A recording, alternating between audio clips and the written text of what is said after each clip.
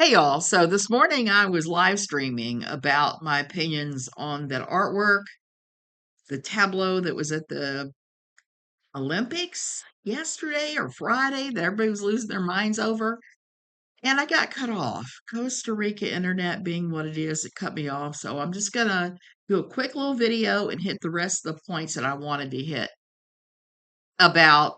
Was talking about how my old pastor taught me how to not be offended at everything in the world, and I carried that forward in my life in ways that he could have never have dreamed I would done. Like I said, not all artwork is for everybody. Some of it is not. Was this a misstep? Hell yeah, it was a misstep. Is it an overreaction on the part of everybody in the evangelical town? Yes. They didn't even look at the tableau to figure out that it was the God of wine and pleasure. Had nothing to do with Jesus at all. It was not the Last Supper, not at all. And if you're going to be selectively outraged over something, some artist's depiction of some other artist's work, maybe not so much. Maybe you should be offended over stuff like, and this is one of the points I wanted to hit, because last Saturday we were in San Jose, Costa Rica. We were staying at our hotel in the Calle Central like we usually do. And doing the thing. We're walking around, looking at the Gold Museum, looking at the Jade Museum, looking at the Teatro Nacional. I tried to have coffee at the Cafe de Alma. That didn't work out. They ignored me, but that's another ranty video for later. Um, so we were walking around and we encountered something we've never encountered in San Jose before on Calle Central. Because this is the main downtown area where there is museums, parks, National Cathedral, stuff to do that's touristy galore. And as you well know, my husband had cancer, so we were going back and forth to San Jose for treatments and various things. And we never really got a chance to look at the things that were off Calle Central. Walked around a couple blocks here, a couple blocks there, did a few things, but we didn't actually hit all the museums or do all the things we were talking about doing. So Saturday, that's what that trip was. It was us doing all that. And we encountered a wave of homelessness from Venezuelans who were not asking you for money. They were begging you to buy them food. They were that desperate. And I don't mean one or two. I mean, it got to the point where at one point I'm sitting in the hotel's dining room, which being Costa Rica, it's open air. That means that it abuts the street, Calle Central. I'm sitting there, minding my own business, drinking my coffee, and I had no less than three people come by in about 5 minutes begging me to buy them food. I did buy some people food because I'm Cajun. I want to see everybody in the world fed and and housed. And we've never seen this before here. Costa Rica has very lax immigration policies and border enforcement, so you tend to end up with stuff like these Venezuelans. A couple of years ago, it was Cubans had come over in a boat and ended up stuck here. The Venezuelans are stuck here, and that is after having gone through the Darien Gap, which is like the most dangerous jungle territory you could ever imagine. People die there every day. It's uninhabited. It's in Panama. They would have had to traverse that, go across Panama to get to Costa Rica. And Costa Rica, with their lax immigration policies and enforcement, does nothing. So you've got Nicaragua north of us. You've got Nicaragua, who is a good friend of Maduro, who is the El Presidente of Venezuela. The last 10 years or so, Venezuela has just turned into just a very awful place to live. Their GDP has crashed by over 75%. People are starving, starving. They can't afford to buy anything. Children are starving. People are fleeing Maduro, who is another stupid tyrant in a whole long line of Central and South American tyrants. He's a dictator. Now they had elections yesterday in Venezuela, and I don't know how that shook out. I'm gonna have to do some research later when I get the internet back because I don't have it right now. But to cross into Nicaragua would mean they would be snatched up and taken back to Venezuela and Maduro. They can't cross Nicaragua. And if they do manage to cross Nicaragua, there's even a bigger a-hole in charge of El Salvador that is executing anybody suspected of being an MS-13 gang member. I am not in favor of the MS-13 gang at all, but I am even less fan of executing people willy-nilly. Their El Presidente, whose name escapes me now, unlike Nicaragua, has their strongman of Daniel Ortega that has created all kinds of violence and problems there for the people. Again, people can't afford to eat. They have no food. I've been there where people are trying to sell priceless family artifacts and antiques for pennies on the dollar. They're that desperate there too. So if you go back up to El Salvador, you got a guy just as horrible in power whose second inauguration last month drew Tucker Carlson, Lindsey Graham, and many others from the conservative world. You have to ask yourself why conservatives are attending the inauguration of a strongman dictator type. Then you have the mess going on with Guatemala and with other nations between here and Mexico. The name escapes me now. I'm a geezer. What can I say? So everybody's screeching about the border. They're screeching about everybody coming up. They're not understanding why this is happening and that some of this is US created mess. We created this mess with some of our CIA meddling in these countries. We're getting what we paid for. We'd have been better off plowing money, helping these people stay where they're living, where they're from. And all of us in the United States have ancestors that have come from somewhere else, unless you're 100% Native American. And all of our relatives came from somewhere else because the conditions in their home country got so awful for whatever reason that packing up cattle and kettles and hieing it across the ocean, across the land, across the frozen tundra was a better option than staying and starving or staying and being conscripted into a war that they had no part of. So why am I giving all this backstory? Because I want you to understand what's going on in Costa Rica and San Jose with the.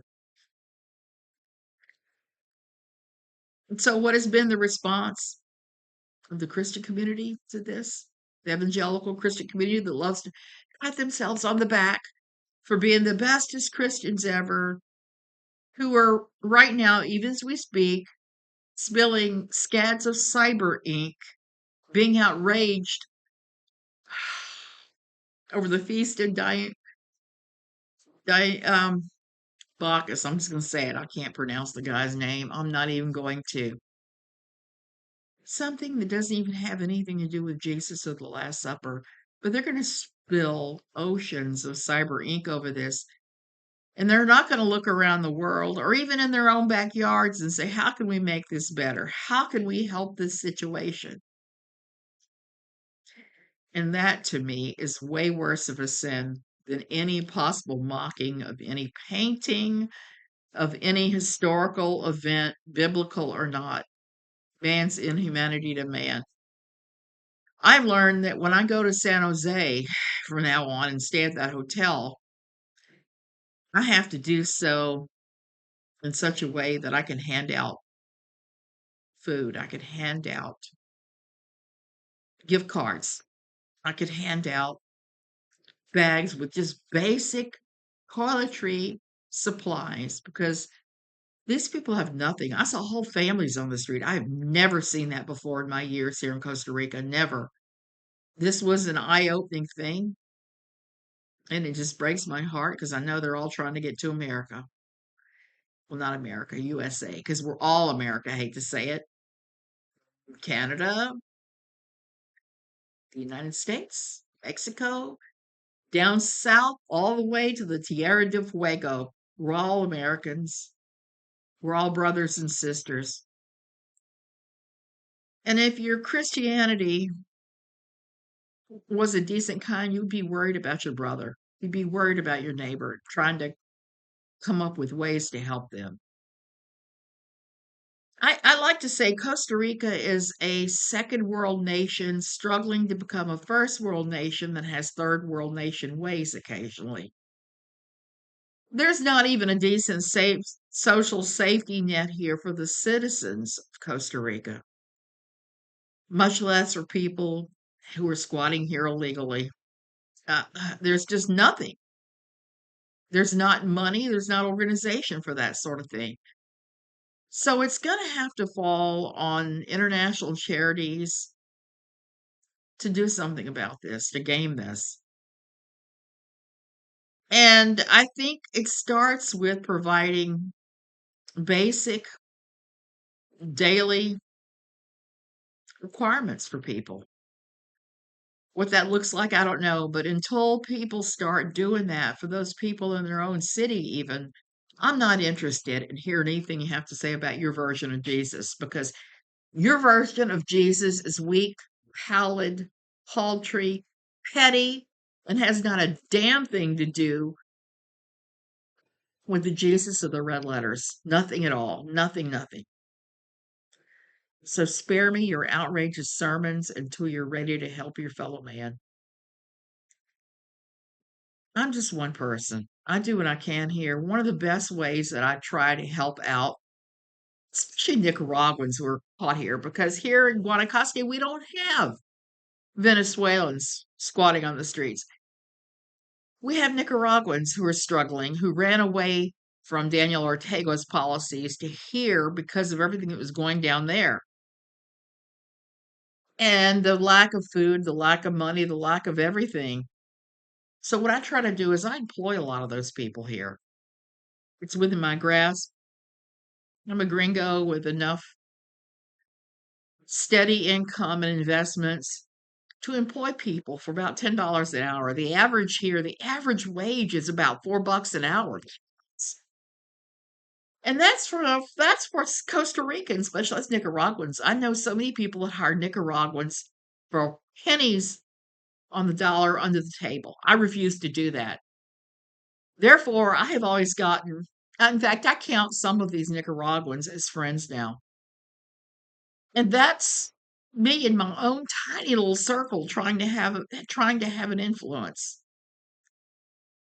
Trying to have an influence. And I was writing about this and I said the Cajun part of me is heartbroken over people that don't have a place to stay, don't have food. Food insecurity is a real thing, even in the United States of America. It's probably more right now than there has been for a long time. The Cajun part of me is heartbroken by that because everybody needs a place to live and food in their belly. You can't accomplish anything if you're hungry. It's very difficult. Um, but then you have the soy rico gringo part of me that's like, I'm tired of being shaken down for dollars and donuts. And then I just tell that part, because that part is a Christian nationalist part, take a hike. Take a hike. And then you have the Christian part of you that struggles to find the way to ease the suffering. And it's not easy. I don't think it's easy for any of us. So please don't be offended at the Olympics misstep. It's not worth it. It's not worth Be offended by real things that are actually offended worthy. Like I said, I'm offended right now by all the homelessness, the rampant homelessness here. I'm offended on so many different levels because this is just ridiculous. People deserve to be loved and to have their basic needs met. That's what you should be offended over more than this stuff. And there's, like, go visit your neighbors that you know are struggling. Help out the widow, visit the people in jail, write them letters. There's so many things that Jesus himself orders us to do that we don't even do. I'm going to go. I got to go do art to get over this. Oh, so I'm sorry if I've offended you. I've probably blown up my channel, but I don't care. This is my truth. I'm living my truth every single day. And if it offends other people, I'm sorry. But if you show up here as a Christian and you're like, oh, you're Satan incarnate, you're this, you're that, you're that, you're going to hell. Guess what? You're going on Jerks for Jesus, baby, because that's what I do. I don't mind having discussions, but the minute you start going to personal attacks, I'm just kind of like, talk to the hand. I'm talking to the hand a lot today because I'm just kind of fed up and ranting. I'm fed up and ranting, and this has been stewing in me for a long time. This just happened to come along to bring it out. I love you guys, even if I don't agree with you. Even the couple of people I've had to block for stupid trolling. I pray peace for you and that you reach an intimate knowledge of what is and is not worthwhile in this life.